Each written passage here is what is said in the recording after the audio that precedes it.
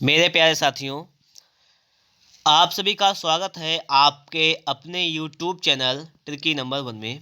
तो आज की इस वीडियो में हम लोग बात करने वाले हैं वाक्य भेद। जो चल रहा था टॉपिक, उसका आज है पार्ट 3, वाक्य भेद।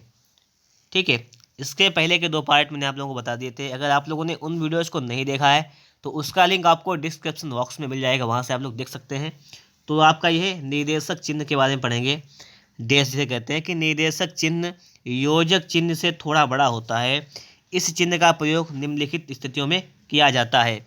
किन किन स्थितियों में किया जाता है ये समझो।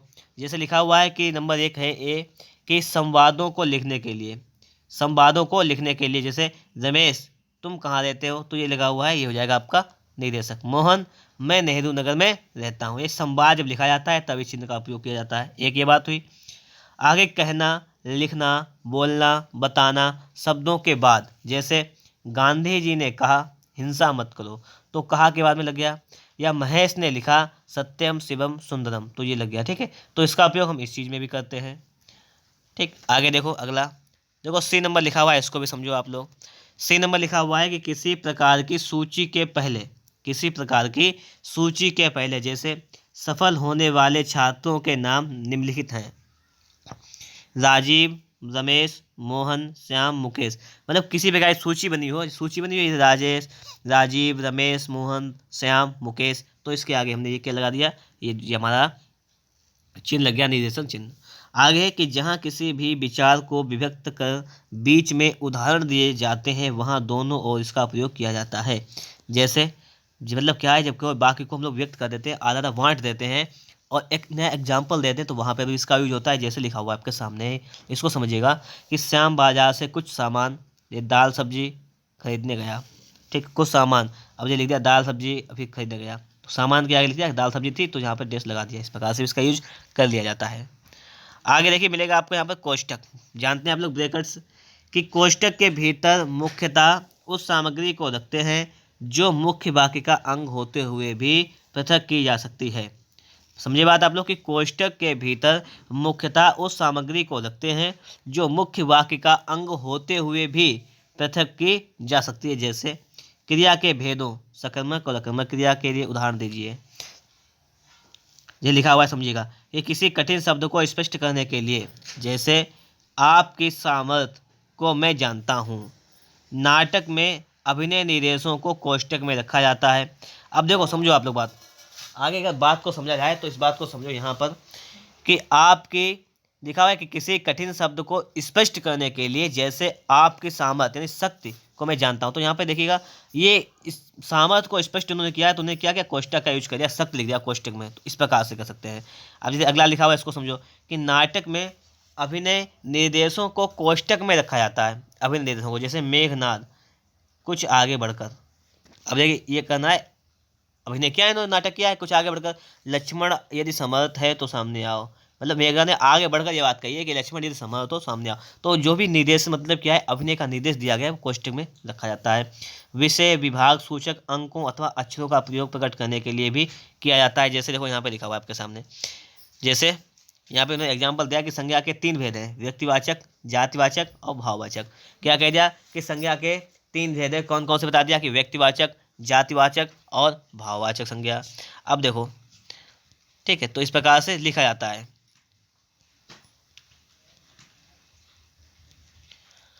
अब देखो आपने पढ़ा था, मैंने बताया था आपको, ये हंस पद, ये हंस पद जैसे होता है ना, डेस लगा देते हैं। ये लिखा हुआ है जब किसी वाक्य अथवा वाक्यांश में कोई शब्द अथवा अक्षर लिखते समय छूट जाता है तो छूटे हुए वाक्य के नीचे हंस पद चिन्ह का प्रयोग कर छूटे हुए शब्दों को ऊपर लिख देते हैं। स्वतंत्रता हमारा जन्म सिद्ध अधिकार है, लिखा हुआ है, तो जन्म से छूट गया था तो उसको हम लोगों ने ये वाला हंस पद या त्रुटि बोधक चिन्ह लगाकर इसको हमने यहाँ पर लिख दिया है, इस प्रकार से। ठीक है, आगे देखो, आगे की रेखांकन चिन्ह क्या होता है, कि रेखांकन कि वाक्य में महत्वपूर्ण शब्द पद वाक्य रेखांकित कर दिया जाता है। जैसे ये लिखा हुआ है गोदान गिनती से लाइन है रेड से, तो ये उपन्यास प्रेमचंद द्वारा लिखित सर्वश्रेष्ठ कृति है, तो ये अंडरलाइन जो होती है उसे कहते हैं रेखांकन चिन्ह, ये हो जाएगा। लाघव चिन्ह क्या होता है, कि संक्षिप्त रूप से लिखने के लिए लाघव चिन्ह का प्रयोग किया जाता है। जैसे कृपया पृष्ठ उलटिए लिखा था, तो कृपया उलटिए, या पटना निगम लिमिटेड, पा लिख दिया, ये लाघव। जैसे लिखते डॉक्टर लिखते हैं तो डा, इस प्रकार से डॉक्टर, ये डॉक्टर हो जाता है, ये लाघव चिन्ह का यूज किया जाता है। आगे कि देखिएगा लोप चिन्ह। लोप चिन्ह क्या होता है कि जब वाक्य या अनुच्छेद में कुछ अंश छोड़कर लिखना हो तो उसे लोप चिन्ह का प्रयोग किया जाता है। जैसे जो लिखा हुआ, गांधी ने कहा कि परीक्षा की घड़ी आ गई है, डाट डाट हम करेंगे या मरेंगे। तो चीज़ को छोड़ के इन्होंने क्या कर दिया, डाट डाट डाट, मतलब चीज़ को यहाँ पर एक लोप कर दिया, मतलब चीज़ को गायब कर दिया, जो चीज़ कहनी थी तो यहाँ पे छोड़ दिया, उसे कहते हैं लोप चिन्ह। आगे देखो, अब देखते हैं इसको कि गौड़ विराम चिन्ह क्या क्या होते हैं, इसको समझो, गौड़ विराम चिन्ह। और देखना आप लोग, एक बात हम आपको बता दें कि अगर आपको वीडियो अच्छा लगे तो एक बार लाइक कर देना। और इसके बाद आपको मिलेगा एक टेस्ट। इसके बाद आप लोगों को क्या मिलेगा, एक आप लोगों को मिल जाएगा टेस्ट। टेस्ट किसका मिलेगा, टेस्ट मिलेगा आपको वाक्य भेद का, उसका आप लोग टेस्ट सॉल्व करेंगे। और उसके बाद हम लोग चैप्टर पढ़ेंगे संज्ञा से अव्यय तक। ठीक है, संज्ञा से अव्यय तक वो चैप्टर इंपॉर्टेंट है, इसको हम लोग बहुत ही शानदार तरीके से कंप्लीट करेंगे। तो इसको देखो पहले आप लोग, इसमें गौड़ विराम चिन्ह लिखा हुआ है कि जैसे अपूर्ण विराम चिन्ह या उपविराम, ये होता है कॉलन, सिर्फ इस प्रकार से 2 बिंदु रखते हैं। तो ये क्या यूज होता है, आगे लिखी जा रही बात की ओर ध्यान आकृष्ट करने में, किसी व्यक्ति वस्तु आदि का परिचय देने में, पुस्तक या लेख के शीर्षक में, जन्म या मृत्यु तिथि में, ठीक है, साक्षात कथन में किया जाता है इसका यूज। अगला लिखा हुआ है पुनरुक्त सूचक। पुनरुक्त सूचक ये चिन्ह है कि शब्द या वाक्य की पुनरुक्ति बचाने में, मतलब क्या है कि जैसे हम लोगों ने वाक्य लिख दिया, ठीक है, हमें वही रिपीट करना है, तो हम इस प्रकार से चिन्ह लगा देते हैं कि वही वाक्य रिपीट हो गया है हमारा।